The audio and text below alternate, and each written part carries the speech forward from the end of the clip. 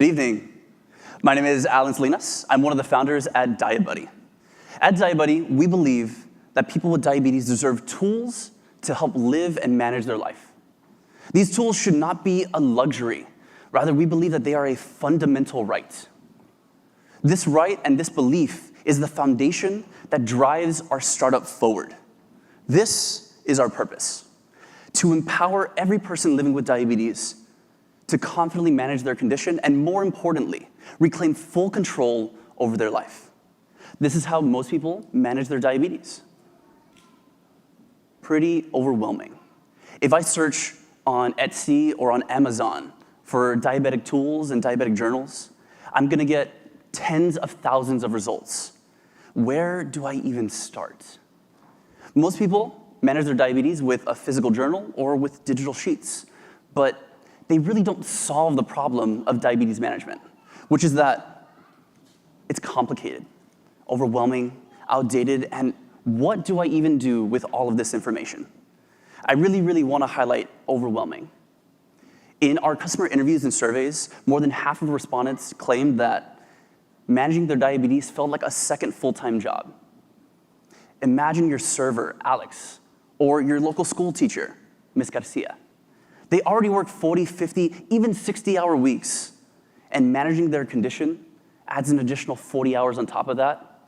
Even worse, if they fail to properly manage their diabetes, they're losing a limb or two, their eyesight, or even much worse. So we know that we needed to solve this problem.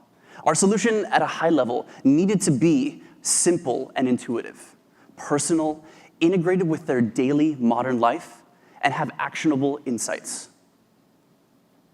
If we are able to integrate all aspects of their life and analyze that, we can get a holistic view into their life at any given point. And so that led us to creating DiaBuddy. DiaBuddy is the all-in-one AI-powered diabetes management app. It integrates every aspect of the modern diabetic's life into one unified platform. Here's how it works. DiaBuddy will take two sources, manual inputs and digital inputs from your wearables, and AI will analyze them to give you your unique patterns and insights about your health. And before I continue on, how many of us think that more people should go to therapy? I know I do. But how many people actually go to therapy? I know I don't. And so what we're trying to do is we're trying to break that barrier, to lower the barrier of entry for therapy, especially among diabetics. And I'm going to introduce you to Lucia, our AI diabetic therapist, which is our SBIR innovation. I'll get more into that a little bit later, but we're looking to train a large language model specifically in diabetes. That way, along with their personal health data, we can integrate that into one holistic view of their health.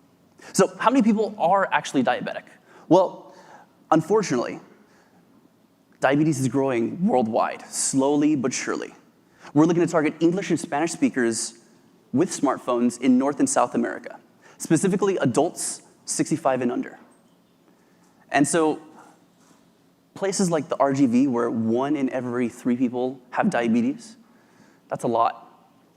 But sometimes they use our competitors, which I'm not mad at them about, but they use our competitors. And so here are their competitors' strengths and weaknesses. These are all features that our user interviews have requested, or there's a lot to be desired from their current diabetes management apps. And this is where our innovation, our personalized AI diabetes therapist, comes into play. No one has this. Even our insulin calculator, it's region locked. No one in the United States has access to an insulin calculator. This is going to be one of the reasons how we disrupt this largely complacent industry. The primary reason that we can disrupt this industry is with our business model. We have a tiered subscription model and a data licensing model. So our value proposition is we're going to offer a lot of value to our users completely for free. How will we do that? Well, with our data licensing. Shallow data, industry standard, is worth and valued at less than $1, while rich and dense data is valued at more than $3 a user. That's why we've integrated our champion plan. You can unlock that for free, our tier 2 for free, if you consistently log data daily. And so I want to go on to our user base. This is assuming a 45% split in that tier 2 user base. And if we extrapolate all of the revenue collected among subscriptions and data licensing, we're gonna get about $6 per user. So we can take a glimpse into the future of DiaBuddy's financials at different user milestones, from 1,000 all the way to 100,000. We're looking to break even at about 5,000 to 8,000 users, assuming this $6.03 average revenue per user. And we're not even trying to take the total market. In the future, in just 5 years, not 5 months, in just 5 years, if we can take 1% of the market at around, assuming the same $6 per user, we're looking to make about $6 million in monthly recurring revenue. So I know that was a lot, so let's calm it down. Let's meet the team. We are 2 founders looking for a third. We're backed by a team of advisors and mentors, and here's where we are now. We're currently building a wait list and looking for that third.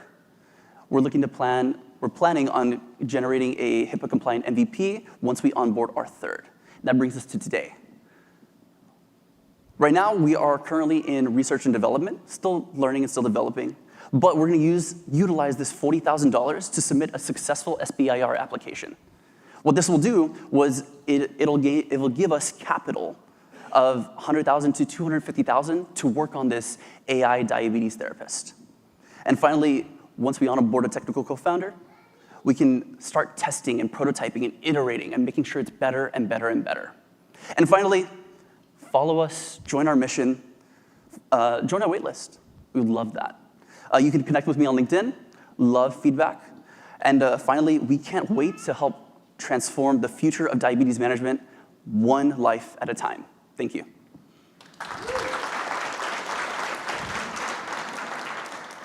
We have 3 minutes for questions.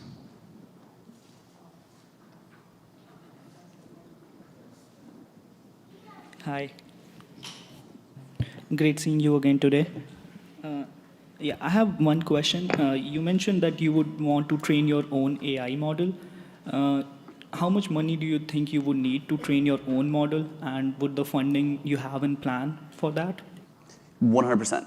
From all the research that I've done, training your own large language model based on other completely existing models can range anywhere from 60,000 all the way to what OpenAI is doing, right? So you have this massive scope. And so the great thing about us is that we want to utilize National Science Foundation and funds. And so obviously we're not going to go to that extreme because we only need a certain subsection, a certain part of just diabetes to train for our large language model. And then we'll have also user data to help make better decisions and constantly iterate. So from the research that I've done, at minimum about $60,000, but it can range all the way out. Our planning, we're hoping to do probably about $1.5 million. That's how much we plan to incorporate into our large language model and train it. We think that that'll provide substantial data to give a pretty good MVP. Thank you. Yeah, thank you. Great presentation. I'm curious about the need for programming your own large language model. How did you make that decision compared to using one that's already available on the market? 100%. This is where it gets a little weird because we're in a really weird time where there's not a lot of regulation, especially in health tech. And so we want to sort of combat the future of regulation.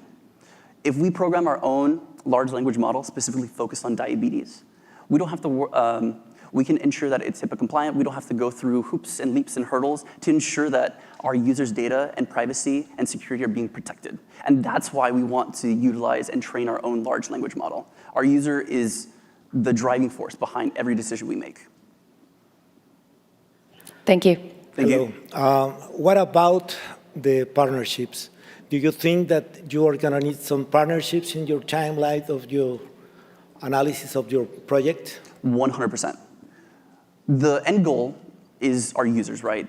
People just like you and I.